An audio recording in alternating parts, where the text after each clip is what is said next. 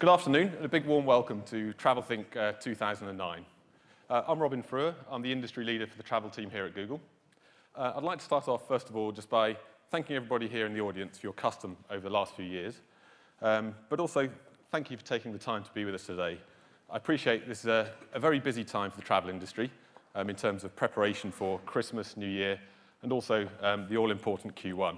Now, I'd imagine there's not a single person here in the auditorium that since the last time we had Travel Think 18 months ago thinks that business has been a breeze.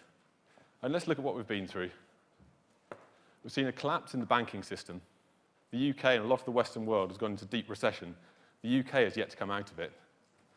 The pound has got a lot weaker against the euro and the dollar, two of the most important travel venues for the UK travel industry. We've seen businesses cut back on business travel across the board. The price of fuel has doubled in the last year.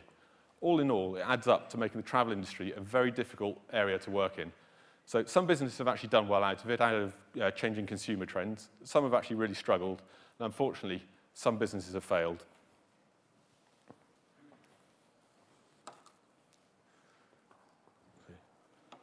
Now, today is about thought leadership, so I don't want to dwell on the gloom and doom of the last 18 months. We all know that's happened. I want us to be positive and look forward to the future about some of the opportunities that are out there. So there are a couple of underlying themes for today's event, and those are the future of travel. So what are the opportunities that exist out there? What are the challenges that a business is going to face up to? But also, what are the business models that are going to work in the future? So those are some of the areas we're going to discuss this afternoon. Also, very closely aligned to that is innovation. And we talk about if you stand still, you go backwards. I think in the modern digital world, I think we can take that a step further. If you move forwards, but slowly, you still go backwards. You've got to innovate and innovate at speed. So we're going to be looking at how to innovate to capture the consumer. What are the products that consumers need? What are the destinations they're going to go to? What are the services they need? So innovation is going to be core to a lot of the discussion this afternoon. Now, I'm not going to take you through the agenda. You've all got a copy of that in your pack, but I'd just like to point out a couple of the speakers. We've got a great lineup of speakers for you. We've got Dr. Patrick Dixon. Now, he is the chairman of Global Change Limited. Patrick is widely regarded as Europe's leading futurologist, if not the world's leading futurologist. So funnily enough, he's going to be talking about the future for us. There's no surprises there at all. We've got Richard Seymour from Seymour Powell. He is one of the co-founders of one of the world's leading design and innovation agencies. So he's going to be talking to us about his views of innovation and how we can actually engage with consumers and actually shape markets for the future. And he's got a great panel of industry experts that work on innovation, but also people from outside of the industry. They're going to be talking about how we can actually better improve our businesses going forward. We've also got another panel after the break. Guy Gillen. He's the Director of Travel at PricewaterhouseCoopers. And what Guy doesn't know about travel, to be honest, it probably isn't worthwhile knowing. Guy is going to be talking to some of the best industry experts from a broad range of areas across the industry, looking at what the future challenges are and what the business models are likely to be that are going to win going into the future. Last but not least, this afternoon, we've got Ben Schott.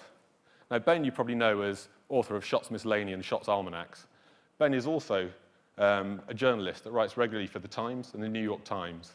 And he's going to be talking to us about information, the power of information. He's going to be talking about miscellany. He's going to be talking about taxonomies and structures of data. He's also going to be talking about fuzziness and then linking it back to the world of travel. Absolutely fascinating talk. Really looking forward to that. I've got just a couple of housekeeping points I need to make. If anybody's got a mobile phone, I'd very much appreciate it if you could either turn it onto silent, onto vibrate, or, God forbid, even turn it off for an afternoon. I really appreciate it if we don't disturb the speakers with mobile phones left on. I'm just thinking if I turn mine off.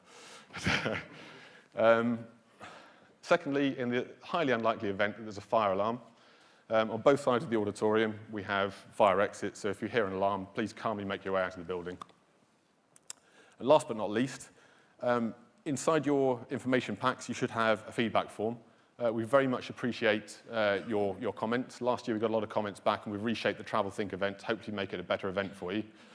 So, for example, if you look at the introduction, you see Robin Frewer, please tick 5-star, then you'll get an invite back for next year. Okay, before we get going with today's agenda, I'd just like to run two very quick videos. And this is really just to remind everybody of what's happened in the last 18 months and how the whole travel landscape has radically changed. Could you play the first video, please?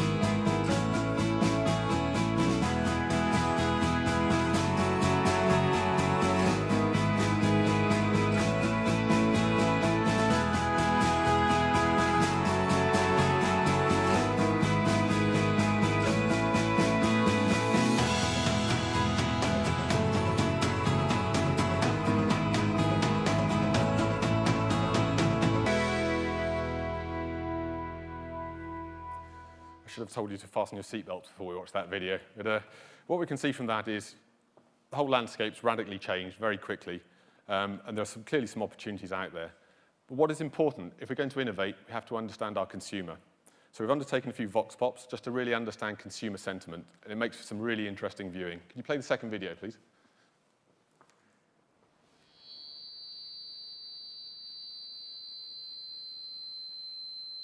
The last time I went to Europe, the euro was extremely strong and it was very, very expensive, and I would probably avoid going anywhere of the euro and probably the dollar as well at the moment. It's been difficult now to go to America because it's not as cheap as it used to be. A year and a half ago it was half price basically, now it's a lot more. It's got to be good value for money, so if I will pay a bit extra if I think I'm getting a good deal for that. Yeah, I've probably done less travel this year than I would normally. I like to go away at least 3 or 4 times during the year. And next year I'm hoping to do that again, but this year it's only been twice. I suppose it depends on what you're looking for, but probably I'd say last minute holidays are usually cheaper. You tend to get more bang for your buck, you tend to get a better value deal at last minute.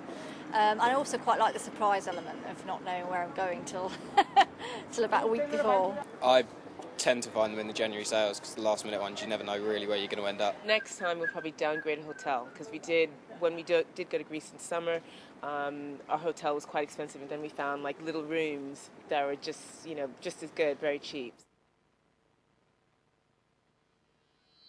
I sort of pick a destination that I want to go to, and then on any sort of search engine I just type in cheap holidays in X, Y or Z, and then just sort of take it from there. I think people prefer doing research because it's on the internet, because it's within their control, and they feel a little bit more pressured if you go into a sort of a travel agent. I like the fact that you can kind of do it out of hours. I don't have to pay for my parking and come between 9 and 5, or on a Saturday when it's really busy. I can have a quiet Sunday afternoon and have a surf through and see if I can find something I like, or have a free hour one evening and look and book when I want to. Tend to travel economy now for business as opposed to business class. Spend a lot more time looking for different airfares. I think it's just more about teleconferences, doing a lot more video conferences rather than shipping people out. I think it will be cautious. It will definitely be cautious because, yeah, things may feel like they're getting a little bit better, but I still think it's 2010 is going to be a tight year. I have been to a travel agent, not this year, but last year. I would potentially, but again, if you can get it all online, why would you bother, really? Experience and lack of confidence, I suppose, and somebody will help you through that. But actually, I can't think of anybody that goes to a travel agent anymore. Any of my friends, my parents, my family, none of them have booked their holidays through travel agents. Oh, except my parents who use Travel Bag. Good old Travel Bag, eh? So again, it's clear to see from that in the downturn, it's really forced some quite rapid changes. Consumers now really do sort of trust information online. They actually value being able to research when they want to. So there's some changing patterns there, but there's also this underlying theme of caution. So I think it's a responsibility of travel businesses to innovate, to look for new opportunities for consumers, to take them forward and to keep people traveling. Now, I genuinely believe for those businesses that really do understand the power of the online world and that understand the technology that's available and are willing to trial and test it at speed, and those businesses that actually embrace the consumer and try and understand what their needs are so they can innovate and evolve their products, I think there are some great opportunities in the future. So on that note, I'd actually like to hand you over now to Mr. Matt Britton. He's our Managing Director for Google UK and Ireland. And Matt's going to be talking to you about how to make your businesses greater with data. Now, thank you once again from myself. I really hope you enjoy the afternoon. I hope you find it both thought-provoking but also inspiring. Thank you very much.